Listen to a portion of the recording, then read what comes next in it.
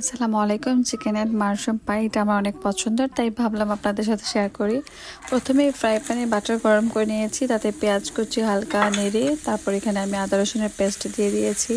5 মিনিটের মতো ভালো করে নাড়াচাড়া করে নিয়েছি। তারপর চিকেন কিমা এখানে দিয়েছি, আমি ছুরি দিয়ে কিমা করেছি। অ্যান্ড সল্ট দিয়েছি, আর জাস্ট গরম মশলা অ্যান্ড মিক্স হার্বস অল্প দিয়েছি। তারপর ভালো করে নাড়াচাড়া করে এখানে মাশরুম দিয়ে দিয়েছি। মাশরুমটা একটু সফট হয়ে আসবে। দেন এখানে আমি মিক্স হার্ম এগেইন অ্যাড করব। আমার কাছে মনে হয়েছে আগে কম হয়ে গিয়েছিল।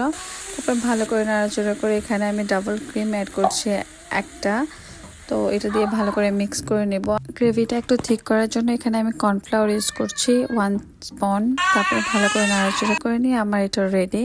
আমি সেন্সবারি রেডি পেস্ট্রি শিট ইউজ করছি। এখানে আমি স্কোয়ার শেপ নিয়ে এখানে আমি কাঁটা চামচের সাহায্যে চারিপাশ আমি লাগিয়ে নিচ্ছি।